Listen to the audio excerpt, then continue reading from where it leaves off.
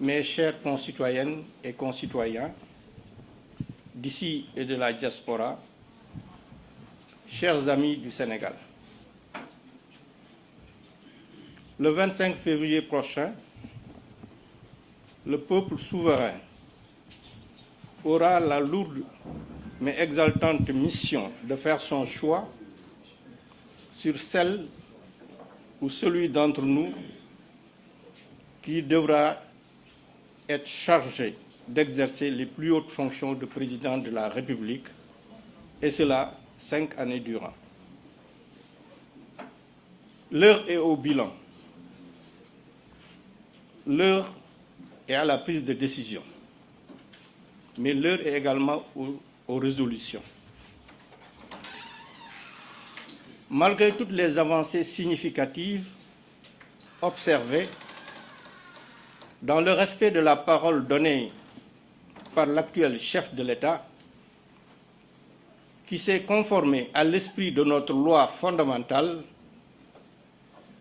il reste beaucoup à faire. Pour des pays comme les nôtres, en manque de réponses adéquates face à l'extrême pauvreté d'une grande majeure partie de la population, nous nous devons, en tant que citoyens et en toute responsabilité, et malgré nos divergences, de faire l'économie d'une crise politique majeure.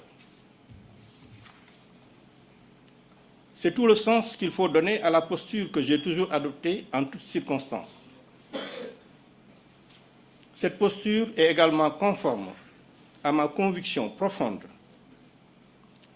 que le Sénégal étant dans un ensemble globalisé, toute lecture politique interne devrait se faire à l'aune des tensions géopolitiques qui secouent le monde et qui peuvent être porteuses de risques graves pour notre pays. Car comme résumé si bien dans un des écrits de Frédéric Ansel, impossible de parler de géopolitique sans évoquer l'idée de puissance. Rapport de force, zone d'influence, conflits politiques, économiques et militaires sont la matière des relations internationales.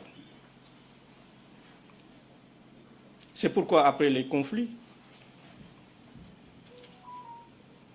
le dialogue, j'en appelle à quelques encablures de l'élection présidentielle, au pardon, pour permettre à ces jeunes encore détenus de regagner leur famille. Ceci n'entamera nullement l'autorité et la respectabilité de l'État, bien au contraire. C'est aussi tout le sens qu'il faut donner à mon engagement. Après avoir exercé autant de fonctions administratives et politiques, dont les dernières, Premier ministre et président de la commission de l'UEMOA, m'ont encore permis de mieux appréhender les servitudes de la charge de servir les populations les plus démunies. L'acuité des problèmes qui assaillent ces citoyens et leurs familles, un besoin d'éducation, de santé et je dirais même de survie, ne doit pas nous poser d'être dans une position d'avoir notre responsabilité. Ceci exige également que le porteur de l'espoir de tout un peuple d'ici quelques mois ne soit pas dans une position de tâtonnement dans la gestion de l'État. Il ne doit pas non plus être dans une posture de réaction spontanée face aux écueils de la mondialisation, mais plutôt d'action en toute connaissance de cause dès le prononcé du verdict des urnes le 25 février 2024. Passionné de toujours, comme je le suis, de relever les défis tout au long de la trajectoire d'une vie, je demande aux Sénégalais, sans exclusive, de me faire confiance. et de porter le choix sur ma personne au cours de l'élection à venir. Avec un profond sentiment de responsabilité envers notre nation, son peuple et sa grandeur. J'en appelle à tous les Sénégalais, de sang ou d'adoption, soucieux du devenir de notre beau pays, à s'unir autour du projet de développement à venir de notre pays. J'ai choisi le chemin du parrainage citoyen pour aller au contact de cette généreuse jeunesse, de ces braves femmes et de ces entrepreneurs travailleurs, en souhaitant ranimer l'espérance. Par la proposition d'une nouvelle alternative politique, je dirais même d'une nouvelle offre politique, qui ne sera pas illisible à cause de la ruse sinécure. J'ai longtemps intégré l'intelligence de notre jeunesse et son ambition à servir le Sénégal. Cet enthousiasme débordant de ces jeunes doit être perçu comme une force, mais comme une force de proposition et non une faiblesse, et accompagné par le président que je serai. Je dis d'ores et déjà à cette jeunesse qu'elle a tout mon respect. Et pour paraphraser un grand fils d'Afrique, Nelson Mandela, ce digne fils d'Afrique, je le cite, « Nous croyons en la jeunesse. Chaque génération a l'opportunité de refaire le monde, il disait. Mais j'ajouterai, refaire le monde en bien. Car vous n'êtes pas et vous ne devez pas accepter, vous les jeunes, d'être comparés à la misère du monde.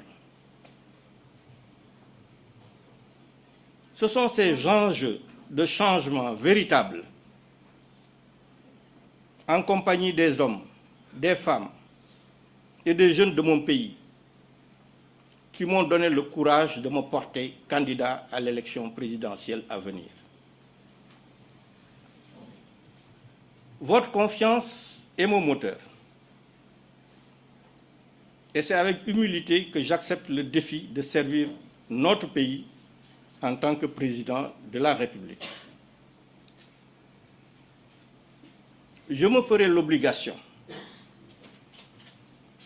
si la démocratie politique fait de moi votre président, au soir du 25 février, d'engager sans délai la démocratie sociale à travers des discussions honnêtes, justes et sincères avec toutes les forces politiques, sociales de notre pays. Nous devons nous efforcer de bannir la violence comme moyen d'expression de nos opinions, en érigeant la concertation permanente comme modèle de gouvernance participative, et c'est mon sentiment, pour éclairer l'action du gouvernement. Le Sénégal a toujours été un phare de la démocratie en Afrique, un exemple de paix, de stabilité, dans une sous-région actuellement en proie aux défis sécuritaires. Il a toujours été, et l'est encore, une terre d'accueil pour l'étranger, ce qui nous vaut d'ailleurs de porter avec une très grande fierté l'appellation de pays de la Teranga. Les Sénégalais de la diaspora ne peuvent être traités autrement. Dans un monde au bord de la rupture de confiance des citoyens du Nord comme ceux du Sud, face aux organisations de gouvernance financière, économique et sociale, Une réelle solidarité nationale s'impose pour ce Sénégal nouveau que je vous propose. Notre marche vers l'émergence ne doit plus être un slogan.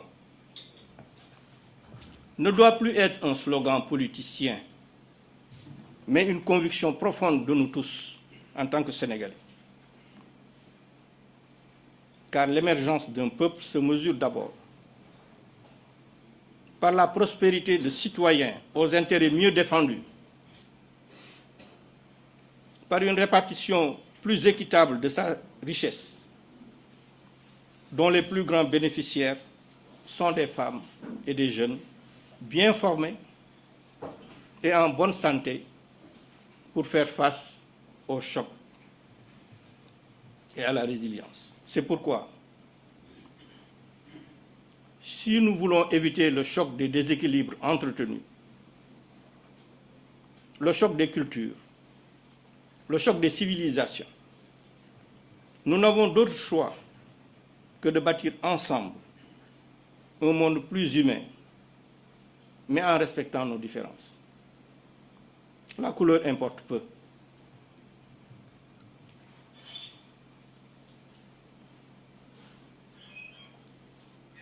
Personne, sans distinction, ne sera laissé pour compte. J'y veillerai personnellement. J'y veillerai personnellement car je serai le président de tous les Sénégalais. Mais cela ne peut se faire que si nous travaillons ensemble, en mettant de côté nos divergences pour le bien commun. Mettre de côté nos divergences pour le bien commun que nous avons, le Sénégal. Je vous invite à vous joindre à moi et mon équipe, à travailler à un Sénégal fort mais uni. Je suis le candidat de l'espérance. Quand je parle d'espérance, c'est espérance traduite comme une confiance pure et désintéressée en l'avenir. Je suis votre candidat.